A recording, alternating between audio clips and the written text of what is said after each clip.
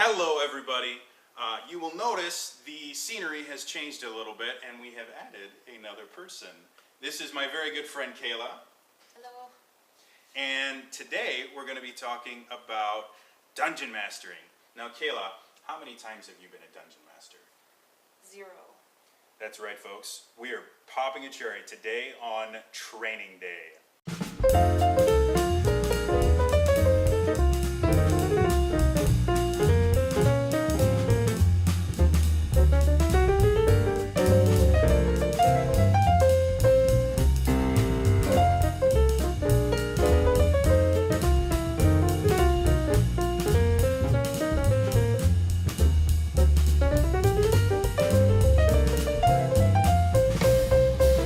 Hello again everybody, and this week we're going to be talking about encounters and monsters. You know, we've already talked about the stuff that you'll use when you're doing the overall campaign and they're traveling and things like that with skills checks and rules. Now we're going to talk about how do you run encounters, and specifically, how do you look at monster stat blocks. So Kayla, can you think of an interesting encounter or anything like that where you liked the monsters that were built into it? One time in particular that comes to mind off the top of my head was when me and my friend Brooke were fighting. We were fighting something, but there was this cute little dragon that she became obsessed with. She wanted to do non-lethal damage to it. She wanted to capture it and make it her pet. So that was interesting, and we got to keep it. And she has a little dragon with a little rope tied around its neck that tries to eat her. I was the dungeon master for that. And as soon as I mentioned there was a dragon, it was a dragonling, so a little tiny dragon, Brooke freaked out. And she's like, I want it! And I'm like, fine, whatever. And I didn't think she'd actually capture Oh, it. he put up a fight.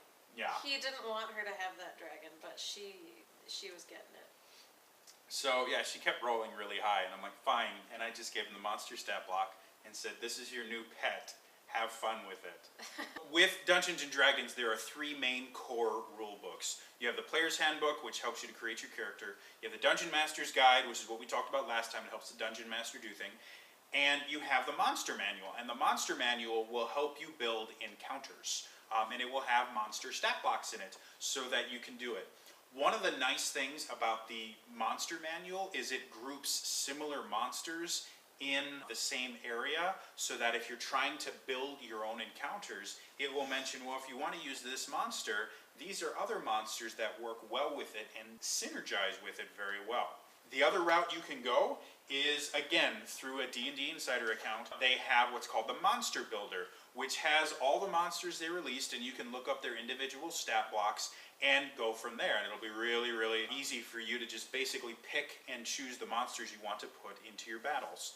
When I write my own campaigns and I make my own encounters, I actually use the D&D Insider Monster Builder because I can just go, well, I know what I want it to be, and I can just search for those monsters.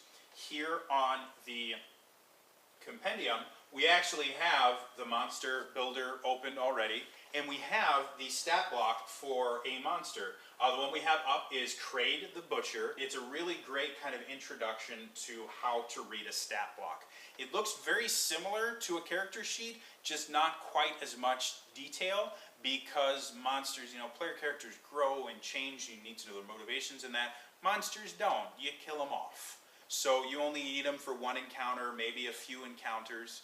So they don't put as much. But you'll have the top of the stat block, which will give you your basic stuff, like, well, it has an AC of 13 or a fortitude of 14. Those are the things you'll be using the most. It also lists the hit points and its bloodied value, so that you know all of those things and you can just keep track of that either on the stat block itself, or I tend to do it on a piece of paper behind my DM screen, so you know when they're dead and everything like that. And then it also has their different attacks. You'll notice that they have these little icons next to them. And what those are is it tells you whether it's a melee attack, a ranged attack, that's a burst attack. And so you can use that to figure out which attack you want to do when. And you'll notice there's 2 of them that are circled. A melee attack that's circled, and a range attack that's circled. Those circled ones are your basic attacks. So anytime something calls for a melee basic or a range basic attack, that's the one that you use. It will also split up the different things into their different type of action. This area here are the standard actions. Then they have minor actions that you can do. And then you have triggered actions, which are if someone does something, a lot of the more powerful and more interesting monsters will have triggered actions. This one here is trigger an enemy hits Kraid with an opportunity attack. Effect, free action, so we know that this doesn't use up any of their actions. Kraid makes a melee basic attack against that target. So we know a melee basic is this one up here, because we've already defined that. And we know that anytime somebody hits him with an opportunity attack, he gets to whop them right back, which is a lot of fun. When you're building encounters, they will also have experience right onto the top. And in 4th edition, everything has a role. You have brutes and you have artillery and things like that, and they all work in different ways. And so by looking at, like this one here is a level 1 solo brute. Brutes are designed to be like big, you know, they have lots of hit points. They're designed to kind of be the front end tanky type people. And so by reading that description, it gives you a little bit better idea of how you're going to want to play this character. Artillery tend to stay back and shoot things. Soldiers tend to go up and slash and attack. By looking at the different descriptions they give you, you don't have to come up with so much of it on your own. The stat block itself will give you a lot of it.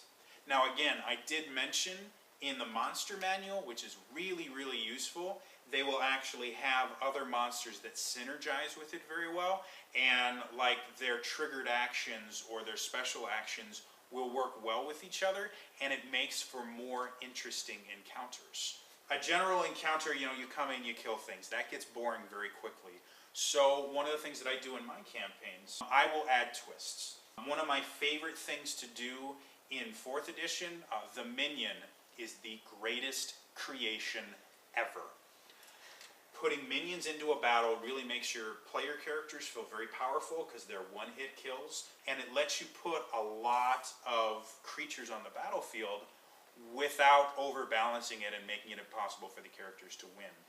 One of the encounters that I ran, they had transported to a different plane of existence where magic reacted differently, and so anytime they used any sort of arcane ability, it would attract more monsters to them. I remember that. And they were able, if you remember, you guys were able to figure out that, wow, every time I use magic, it We get more and more things killing us. And that's another great way to run an encounter. If you just give them all the information, it gets boring. But if you let them figure it out on their own, let them ask questions, let them go, can I figure out why these people are, you know, where these things are coming from? And then let them use one of their skills. Yeah, sure. I think when we ran that one, I think their healer actually went, you know, what the hell's going on here? Why is this happening? I said, well, roll an Arcana check. And he rolled fairly high, and I said, well, you get the feeling that every time you feel magic happen, you see these guys appear.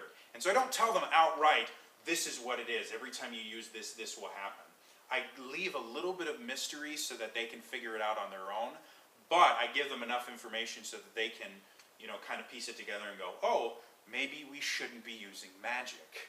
When you're building encounters, they will have tables for what an easy encounter is, what a medium encounter is, and what a hard encounter is for characters of a certain level based on the experience points for that encounter.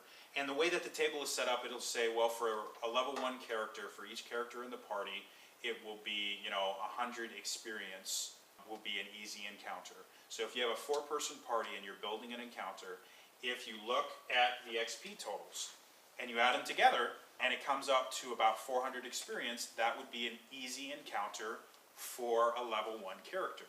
You don't want all of your encounters to be easy, you don't want all of your encounters to be hard.